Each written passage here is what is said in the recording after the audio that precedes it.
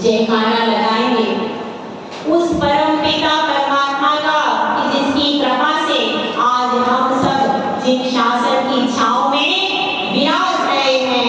जय बोलो 1008 बेड़ा वाले आदिनाथ भगवान की 1008 श्री मूलनायक नेमिनाथ भगवान की परम पूज्य आचार्य श्री आदि सागर जी महाराज की परम पूज्य आचार्य श्री महावीर कीर्ति महाराज की परम पूज्य आचार्य श्री विमल सागर महाराज की परम पूज्य आचार्य श्री तपस्वी सम्राट सन्मति सागर जी महाराज की परम पूज्य आचार्य गुरु सुंदर सागर महाराज की ऐन समय विश्व धर्म की निर्वाणी माता की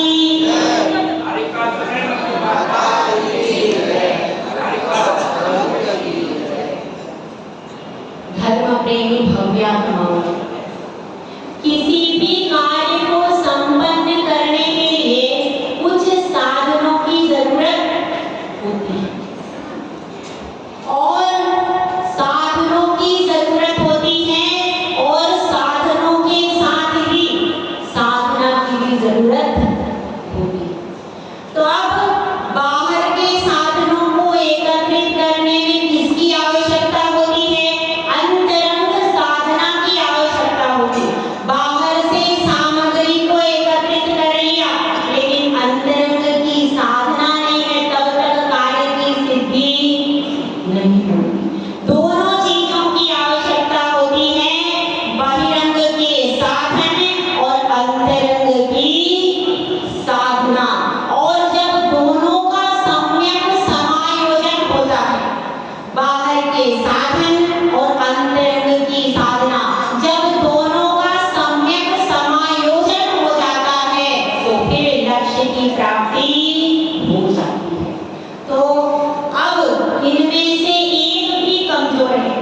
यदि साधन कमजोर है तो भी आप साधना तक भी नहीं पहुंच सकते और अगर साधना कमजोर है तो भी आप लक्ष्य तक नहीं पहुंच सकते। जब तक आप में इतनी सामर्थ्य नहीं आ जाती कि साधना में डूब जाओ, उतर जाओ, तब तक साधनों की जरूरत पड़ती रहेगी। और जब अंतरंग साधना में डूबने के लिए प्रवीण हो गए हैं, बाहर के साधनों की आवश्यकता ही नहीं रही, तब केवल साधना ही साधना से लक्ष्य को प्राप्त किया जा सकता है। तो अब अपने को विचार करना है। क्या विचार करना है कि हमारे पास एक तरफ को साधन है और दूसरी तरफ क्या है? साधना है। एक तरफ साधन है और दूसरी तरफ साधना है। तो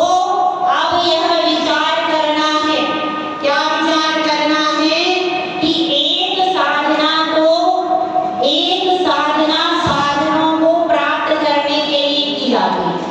क्या बात सुनी आपने? एक साधना ऐसी होती है जो केवल साधनों को प्राप्त करने के लिए की जाती है, और एक साधना ऐसी होती है जो साधनों के पूर्ण त्याग के लिए की जाती है। तो अब मेरा आपसे प्रश्न, क्या प्रश्न है? ध्यान से सुनिए। एक वह साधना है जो साधनों को प्राप्त करने के लिए की जा रही है, और दूसरी वह साधना है जो साधनों के त्याग के लिए की जा रही है। कौन सी साधना श्रेष्ठ? चलो इधर पुरुष वर्ग बताएगा कौन सी साधना। नंबर 1 पे कौन सी साधना है? जो साधनों को प्राप्त करने के लिए की जा रही है। नंबर 2 पर कौन सी साधना है? जो साधनों को त्याग करने के लिए की जा रही है। तो आपको बताना है नंबर 1 का विकल्प सही है कि नंबर 2 का सही है? बताइए कौन सा सही है? सिर्फ पुरुष बताएं, महिला नहीं बताएंगे। हाँ बताओ। नंबर 2 का काम करते हो आप लोग, बताओ। नंबर 1 का काम करना चाहिए। दूसरा ऑप्शन सही है कि नहीं? अभी तक पहले इधर पूछना पड़ेगा। हाँ भाई, महिला वर्ग आधा तो जा चुका है, जो बैठा है उससे पूछते बताइए कौन सा ऑप्शन सही है? पहला वाला साधनों के लिए साधना हो रही है, और दूसरे में साधनों के त्याग के लिए। कौन सा विकल्प श्रेष्ठ है? हाँ बताओ। त्याग वाला श्रेष्ठ है। आप कौन सा करते हो? आप कौन सा करते हो ये भी बता दो। तो अपने को विचार करना है। साधना हो रही है, लेकिन वह साधना कहीं साधनों को प्राप्त करने के लिए तो नहीं हो रही। इसका विचार किसको करना है? पड़ोसी को नहीं। हमें स्वयं अपनी अंतरात्मा में बैठ करके यह सवाल करना है कि हे मेरी अंतरात्मा, कहीं तूने साधना साधनों को प्राप्त करने के लिए तो नहीं करी? यदि मैं अब तक जितनी भी साधना कर रहा हूँ उसमें केवल लक्ष्य साधनों को प्राप्त करने का है, तो वह साधना हमें उस शिवपुर राजरमणी की तरफ लेकर के नहीं जाएगी। इसका ध्यान रखना। लक्ष्य आपने जो बनाया है वो बहुत उत्तम है, लेकिन आपकी साधना भी उसी लक्ष्य को लेकर के आगे बढ़ेगी, तब जाकर के आप उस चरम शिखर तक पहुंच पाओगे। साधनों के लिए साधनाएं होती हैं, और फिर वह किस तरह से व्यक्ति भटक जाता है कि रावण ने भी तपस्या की थी भाई। वह क्या चाहता था कि मैं यह युद्ध जीत जाऊं, यह युद्ध में सफल हो जाऊं। इसके लिए उसने इतनी गहरी साधना, बहुरूपणी विद्या सिद्ध करने के लिए कैसी साधना की कि मंदोदरी को पकड़ करके ले आते हैं और उसको मार रहे हैं, परेशान कर रहे हैं। यह सब नकली नाटक किया गया था, लेकिन फिर भी रावण अपनी साधना से चलायमान नहीं हुआ। उसने आंख उठा करके भी देखा। इतनी दृढ़ता कि उसकी प्रिय पटरानी और उसको मार रहे, परेशान करे, फिर भी उसने राग द्वेष छोड़ करके ऐसी समता की साधना की। लेकिन वह साधना किसके लिए थी? बहुरूपणी विद्या को प्राप्त करने के लिए थी। इसलिए वह साधना फलीभूत नहीं। जब जब आप साधनों की प्राप्ति के लिए साधना करोगे तो वह साधना कभी सफल नहीं हो सकती। इसका ध्यान रखना। हम तो बहुत सुबह से पूजा के लिए आ गए। अब पूजा के लिए जैसे ही आए तो पड़ोसी पूछे बिना नहीं रहेगी भाई। उसने पूछ लिया, क्या बात है आज सुबह सुबह मंदिर जी में? अरे मेरे बेटे का कुछ हो नहीं रहा, उसकी शादी हो नहीं। तो सुबह से लेकर शाम तक ये क्या है? साधनों के लिए आप साधना कर रहे। और कैसे करते हैं? और देखिए, उपवास कर रहे, शुक्र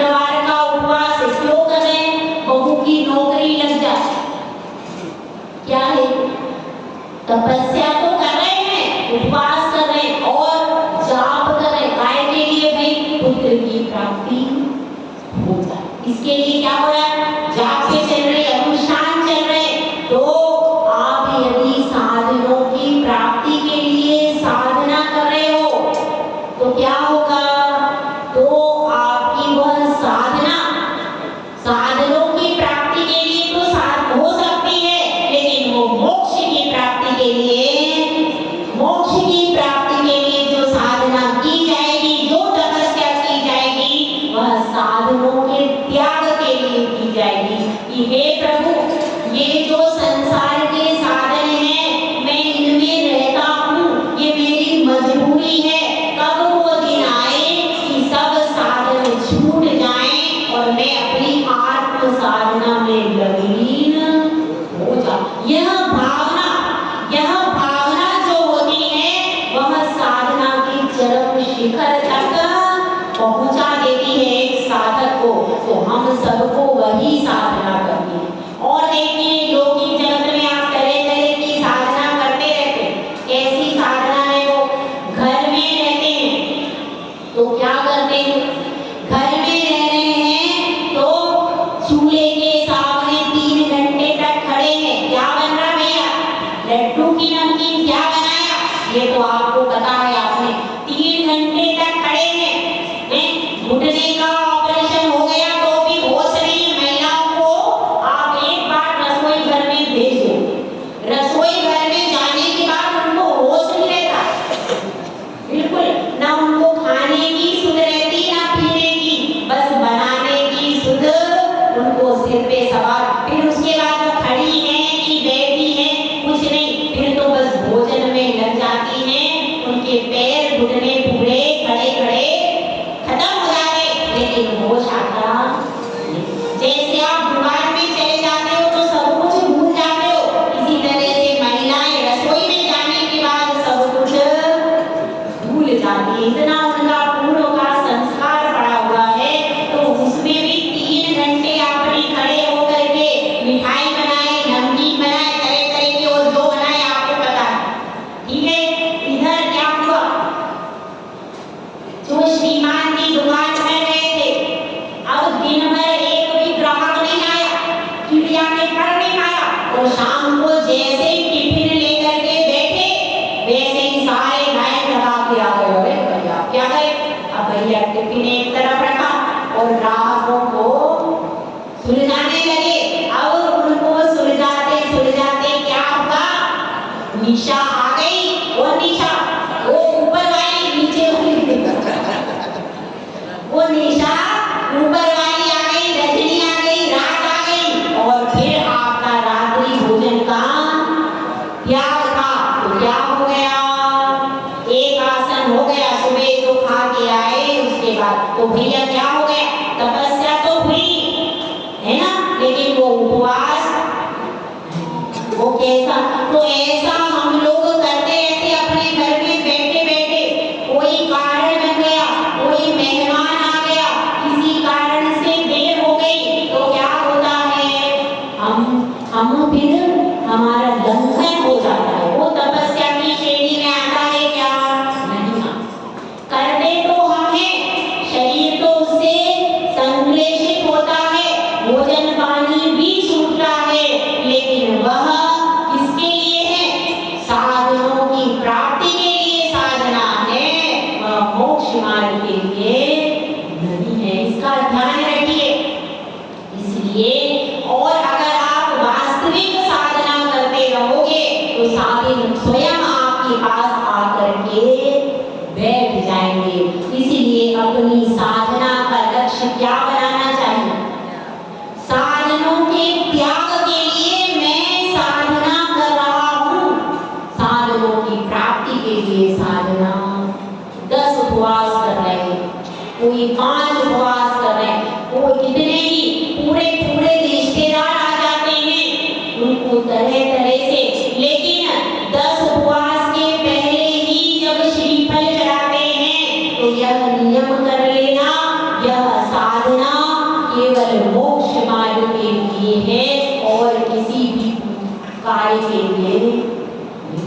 यदि आप मोक्ष के लिए साधना करोगे तो आपको साधन मिल जाएंगे बहुत जल्दी, लेकिन आप साधन के लिए साधना करोगे तो फिर क्या होगा, इससे आपका मोक्ष मार्ग भी अवरुद्ध होगा और संसार के कारण भी मिलने दुर्लभ हो जाएंगे। तो इसलिए सबसे पहले अपनी साधना और तपस्या के बारे में बात करें।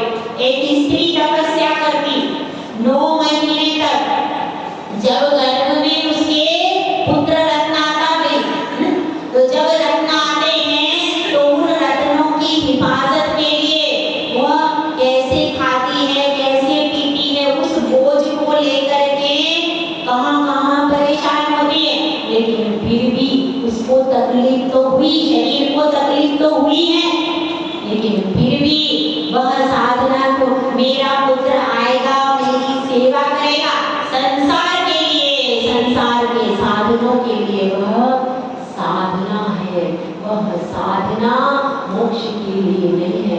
इसीलिए बंधुओं हमको समझना है, वह जो मिट्टी थी, वह मिट्टी थी, उससे क्रोध के लाल कंकर हटा दिए गए, उसके बाद मान के काले कंकर हटा दिए गए, उसके बाद मायाचारी के कंकर हट गए और लोभ के भी कंकर हटा दिए।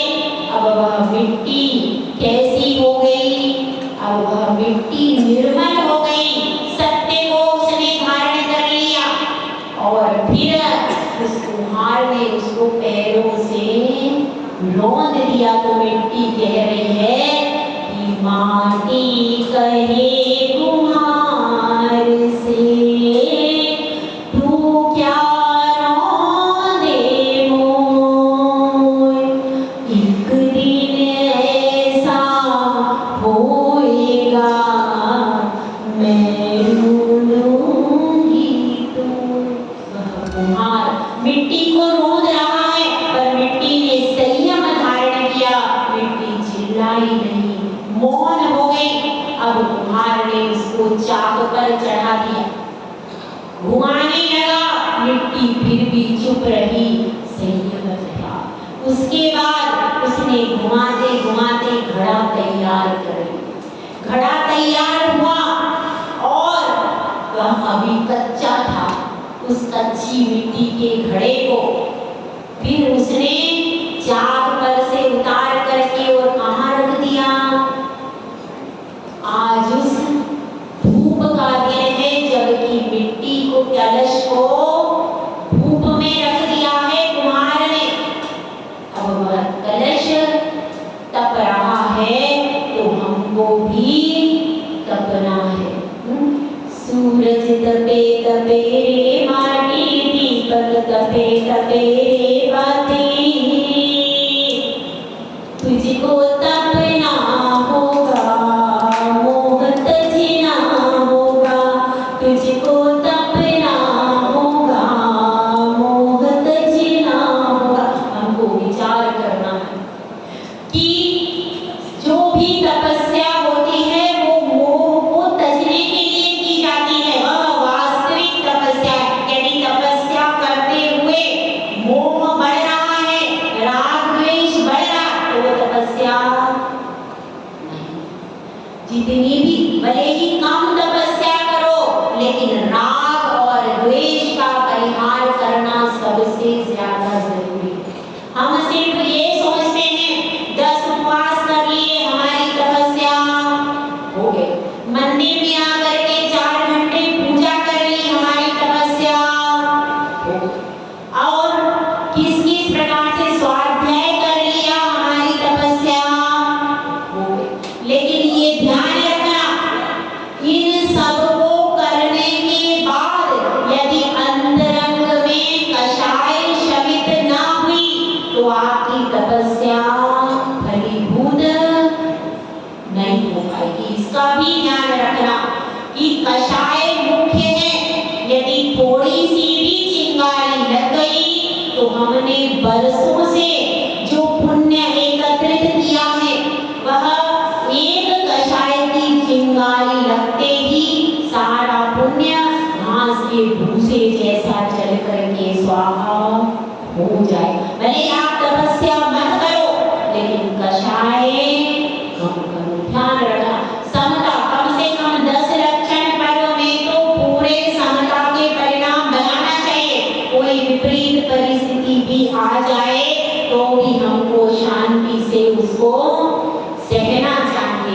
देखिए, अब एक मूर्तिकार था। एक छोटी सी घटना है कि एक तो वह है जो सह लेता है और एक सहता नहीं है। तो एक मूर्तिकार था, उसने वह दो पत्थरों को लेकर के आया और दोनों दो पत्थरों को लेकर के उसने क्या किया, उसने निर्णय किया कि इन दोनों से मुझको बहुत सुंदर प्रतिमा भगवान की बनानी है। वह लेकर के आया और लेकर के आने के बाद एक पत्थर पर उसने छेनी लगाई तो पत्थर चिल्लाने लगा। अब वो तो पत्थर चिल्लाने लगा, मूर्तिकार ने उसको एक तरफ रख दिया। दूसरे पत्थर पर भी छेनी हथौड़ी से प्रहार किया, पत्थर ने सहन कर लिया, उसने कुछ भी बोला नहीं। मूर्तिकार ने फिर प्रयास किया और इस तरह से छेनी हथौड़ी के बराबर प्रयोग से बहुत सुंदर प्रतिमा भगवान की मूर्ति उस पत्थर से उभर करके आई। इतनी सुंदर प्रतिमा थी। सेठ जी आए, उन्होंने देखा, अरे इतनी सुंदर प्रतिमा, मैं तो भगवान के मंदिर में यह वीतराग प्रतिमा की स्थापना करूंगा। और बहुत जोर शोर से नगर में पंच कल्याण उत्सव हुआ। महाराज आए और उस मूर्ति को भगवान की वेदी पर विराजमान कर दिया। भगवान के रूप में वह प्रतिष्ठित हो गई। कौन? जिसने सहन कर लिया। इसके बाद अब वह दूसरा भी पत्थर था, तो अब क्या हुआ, अब उसको मुफ्त में ही दे दिया। उस मूर्ति को तो बहुत बहुमूल्य दाम लेकर के दिया, लेकिन अब वह सेठ जी को कहता है कि आप यह पत्थर मुफ्त में ले जाओ, क्योंकि मेरे तो किसी काम का दूसरा पत्थर है नहीं, तो आप इसको ले जाओ। अब वह मूर्तिकार दूसरे पत्थर को लेकर के आ गया, सामने भगवान की प्रतिमा है। तो अब लोग आते थे नारियल फोड़ने के लिए, तो उस पत्थर पर नारियल फोड़े जाने लगे। जो कोई आता उस पर नारियल फोड़ देगा। अब वह पत्थर बड़ा परेशान, उसने कहा ये तो बड़ी मुसीबत है। तो प्रतिमा में से आवाज आती है, देखो, अरे मैंने एक बार सहा और मैं भगवान बन गई। यदि तुम भी उस समय सह लेते तो यह रोज रोज का कुटना पिटना नहीं होता। आप लोग क्या करते हो, आप लोग रोज रोज की कुटना पिटना होता। और एक वह वीतरागी भगवान, एक बार उन्होंने सह लिया और अपने शाश्वत शिव के घर पर पहुंच गए। तो हमको कैसा बनना, हमको वह पत्थर बनना है जो यहाँ पर विराजमान भगवान है, ऐसा पत्थर बनना है। मतलब पत्थर तो नहीं बनना है, लेकिन इनके आदर्श को अपने जीवन में उतारना है, तब हमारी तपस्या और साधना सार्थक होगी। और देखिए, एक रोटी होती है, रोटी को आप जब तक बेलते रहते हैं उसकी दो परत नहीं होगी। जैसे ही अगर रोटी व्यवस्थित बेली है, भैया रोटी भी व्यवस्थित बेलने के बाद ही फूलती है, मालूम है ना? हर रोटी फूलती नहीं है, उसको व्यवस्थित बेला जाएगा और दोनों परत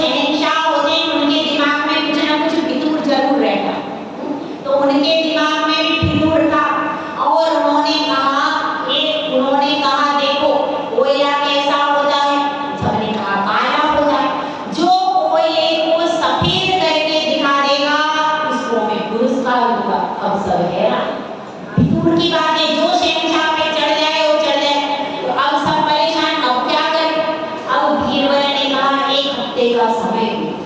सबने कहा कैसे करेगा ये सफेद, देखते और एक हफ्ते बाद बीरबल आया, कोयला लेकर के आया और क्या लेकर के आया, तगाड़ी लेकर के आया और वहीं सबके सामने उसने तगाड़ी में क्या कर दिया भैया, हाँ आग लगा दी और कोयला जल करके पूरा सफेद हो गई, राख हो गई।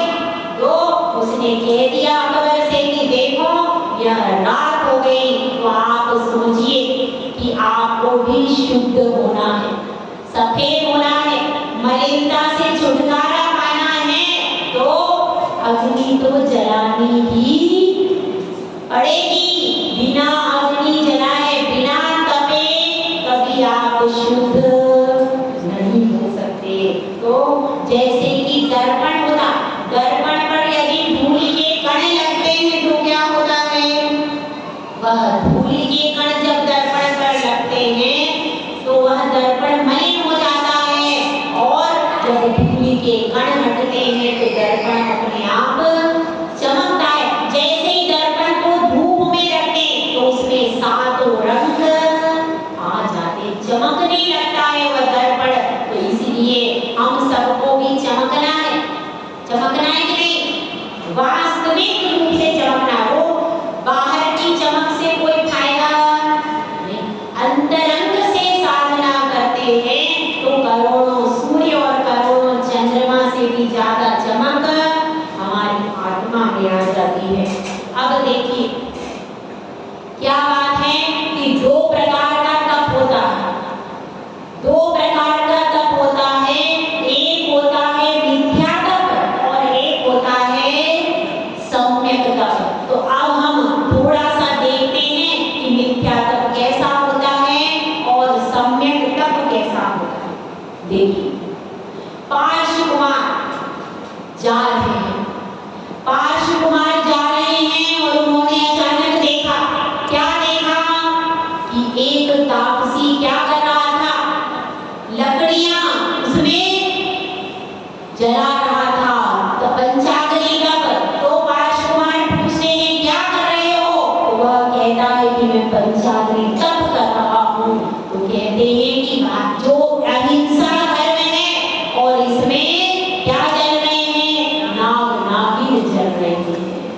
तो यह विचार करना कि यह तप कितनी अज्ञानता का है, जिसमें जीव हिंसा हो रही है, वह तप हमारे लिए कभी भी फलीभूत नहीं है। वह सारा तप कौन सा तप है, मिथ्या तप है, मिथ्यात्व से सहित तप है। और जब उस तप महिपाल को कह देते हैं तो वह क्रुद्ध हो जाता है। क्या कहता है कि इसमें जीव नहीं है, तब वह चीर करके दिखा देते हैं कि देखो इसमें जीव है। तो यह जो तप किया जाता है पंचाग्नि तप, कोई शिला को उठा करके करता है, कोई तरह तरह से नाना प्रकार की तपस्याएं की जाती है अन्य जगह भी। तो वह उपवास, लंबे लंबे उपवास भी होते हैं केवल पानी पर, तो वह उपवास भी मिथ्या तप की श्रेणी में है, क्योंकि वहां पर वीतरागता का अवलंबन नहीं है। वीतरागता का अवलंबन जब तक नहीं होता है तब तक सारी साधना मिथ्या हो जाती है। तप अग्नि में तप के हो जातु कुंदन, तप से ही कटते हैं जन्मों के बंधन। तप के बिना तेरा निश्चित पतन है हो, तप के बिना तेरा निश्चित पतन है। तप ही तो मुक्ति का अंतिम जतन है, तुझको तपना होगा, मोह तजना होगा।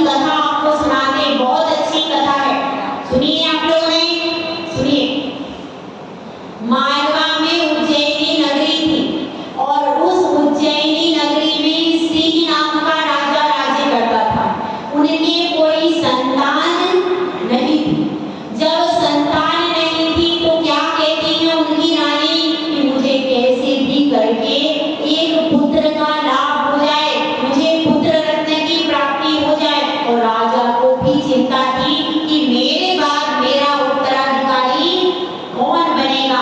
एक दिन राजा, रानी और मंत्री तीनों वन में गए और वन में क्या होता है, मुंज नामक वन में उनको एक पुत्र मिल जाता है, तो उसका नाम रख देते हैं मुंज। अब वहाँ देखिए, जब एक पुत्र गोद लेते हैं तो क्या होता है, जो गोद लेती है स्त्री उसका भी फलित हो जाता है, उसको प्राणी को एक और पुत्र रत्न की प्राप्ति हो जाती है, जिसका नाम रखा जाता है सिंहल। और उस सिंहल के दो पुत्र होते हैं। पहले का नाम होता है शुभचंद्र, दूसरे का नाम होता है भर्तृहरि। और मृगावती रानी के ये दोनों पुत्र हो जाते हैं। अब क्या होता है कि एक दिन बहुत बलशाली एक तेली होता है और वह एक लोहे का स्तंभ गाड़ देता है। उस स्तंभ को कुमार मुंज जो राजा था वह निकाल देता है और पुनः उस लोहे के खंभे को गाड़ देता है, तो उसको पूरे नगर में कोई भी निकाल नहीं पाता। तब शुभचंद्र और भर्तृहरि जाते हैं और अपनी चोटी से पकड़ करके उसको निकाल देते। उनके पराक्रम को देख करके राजा मुंज कहता है मंत्री से, इन दोनों को मौत के घाट उतार दो। ये दोनों मेरे लिए कल्याणकारी नहीं है, क्योंकि ये बहुत शक्तिशाली हैं, कभी मुझसे राज्य भी छीन सकते हैं, इसलिए उन दोनों को मृत्युदंड की सजा दे देते। लेकिन वह मंत्री बहुत समझदार होता है और मंत्री कहता है कि नहीं, वो दोनों कुमारों को एकांत में रात्रि में बुलाता है और कहता है कि आप दोनों यहाँ से कहीं चले जाओ। तो अब वे दोनों कुमार अपने जो पिता थे सिंहल से कहते हैं, तो सिंहल कहता है कि उनको मार देना चाहिए, लेकिन दोनों पुत्र कहते हैं कि नहीं, यह जो हमें शरीर मिला है यह तो शुभ कार्यों के लिए मिला है। और दोनों को वैराग्य हो जाता है, दोनों चले जाते हैं, लेकिन रास्ते में बिछुड़ जाते हैं। शुभचंद्र पूर्व दिशा में चला जाता है और भर्तृहरि पश्चिम दिशा में चला जाता है। अब क्या होता है, शुभचंद्र जाता है तो उसे वीतरागी गुरु की शरण मिल जाती है, वह दिगंबर दीक्षा ले लेता है। इधर भर्तृहरि जाता है पश्चिम दिशा में, वहां पर कोई तांत्रिक था, उसके पास जाकर के वह दीक्षा ले लेता है। अब क्या स्थिति बनती है कि इधर 12 वर्ष तक भर्तृहरि साधना करता है और साधना करने के बाद ऐसा रसायन प्राप्त करता है जिससे सोना बन जाता है। अब वह रसायन प्राप्त करता है, इधर शुभचंद्र महाराज अपनी साधना कर रहे हैं और अब उसको अपने भाई की याद आती है, तो वह अपने भाई के लिए खोजता है और खोजने के लिए शिष्य को भेज देता है कि जाओ शिष्य, मेरे भाई को खोज करके आओ। और शिष्य शुभचंद्र के पास में आते हैं और उनसे कहते हैं कि आप उनकी दशा को देखते हैं और बताते हैं कि आपके भाई के पास तो एक अंगुल का वस्त्र भी नहीं है, उनके पास भोजन भी नहीं है, और मैं 2 दिन वहां रहा तो वह आहार पर भी उठे नहीं, आहारचर्या भी, उनके पास भोजन भी नहीं, उनके पास वस्त्र नहीं है, बड़ी दीन दुखी दशा, क्योंकि वह जैन धर्म से बाहर था। इसे अब मुनिराज 2 उपवास करे थे और इसलिए वह अपनी साधना में लगे थे। तो अब क्या होता है, अब जब अपने भाई की ऐसी दशा सुनता है तो वह सोने की तुम्बी, जो सोने रसायन वाली तुम्बी बेचता है, जैसे ही वह बेचता है तो क्या करते हैं शुभचंद्र आचार्य, उसको पत्थर पर गिरा देते। अब शिष्य की अब क्या करते हैं, स्वयं भर्तृहरि आते हैं और कहते हैं, अपने भाई से निवेदन करते कि हे भ्राता सुनो, मैं तुम्हारे लिए 12 वर्ष की साधना करके रसायन प्राप्त किया है, उस रसायन को लेकर के आया हूँ, इस रसायन को लेकर अपनी गरीबी दूर कर लो। तो शुभचंद्र उसको भी पत्थर पर फेंक। अब उसको बहुत दुख होता है, इसको भर्तृहरि को। वह भर्तृहरि कहता है कि देखो, यह तुमने बहुत बहुमूल्य चीज फेंक दी है, तुम्हें पता नहीं इस रसायन से सोना बनाया जा सकता है। तो वह कहते हैं शुभचंद्र कि भैया, यदि आपको सोने चांदी की ही लालसा थी तो वह महल छोड़कर यहाँ वन में क्यों आए? सोने चांदी की ही लालसा थी तो महल में ही रहते, यहाँ वन में क्यों आए? तो वह कहता है कि अच्छा, तुमने 12 वर्ष तक क्या किया है? अब तुम मुझे ये बताओ, तुमने 12 वर्ष तक क्या किया है? तुम्हारी साधना में क्या चमत्कार है? तो आचार्य शुभचंद्र अपने पैर के पास से थोड़ी सी धूली उठाते हैं और ऊपर चट्टान के ऊपर फेंक देते हैं। जैसे ही वो धूली को फेंकते हैं, वह पूरी चट्टान सोने की बन जाती है। और जब भर्तृहरि देखता है कि अरे, आपकी तो इतनी बड़ी साधना है, तब आचार्य शुभचंद्र कहते हैं कि हे भ्राता, सुनो, यह जो साधना है, यह इन सब सोने चांदी तरह तरह की वस्तुओं को प्राप्त करने के लिए नहीं है। वास्तविक साधना तो वह है जिसमें आत्मा की सुख शांति को प्राप्त करने के लिए की जाती है। तो उस वास्तविक साधना को करो।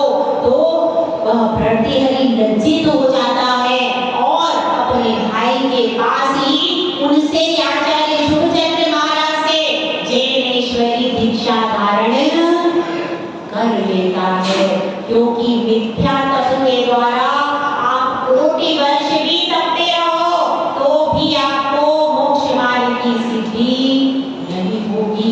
और समीचीन तप से यदि आप साधना करते हो तो थोड़े समय में ही मोक्ष की सिद्धि हो जाएगी। तो हम सबका लक्ष्य क्या है भाई? मोक्ष मार्ग की सिद्धि करनी है, मोक्ष को उपलब्ध करना है, और वही हमारा लक्ष्य है। तो 4 पंक्तियों के द्वारा हम समझ लें कि तपस्या क्या है और अपनी वाणी को विराम दें। तपयाने इच्छाओं को शांत करना, तपयाने विषयों से मन को हटाना, तपयाने खुद में ही खुद को ही पाना। हो, तपयाने खुद में ही खुद को ही पाना, तपयाने आत्मा को निर्मल बनाना। तुझको तपना होगा, मोह तजना होगा। हो, सूरज तपे तपे रे माटी, दीपक तपे तपे रे बाती। तुझको तपना होगा, मोह तजना होगा। जय बोले आचार्य श्री सुंदर ठाकुर महाराज की जय। गुरुदेव, एक बात छोटी सी कह दूं आप सबसे। गुरुदेव यहाँ पर साधना कर रहे हैं, आपके नगर से बहुत दूर नहीं है, बहुत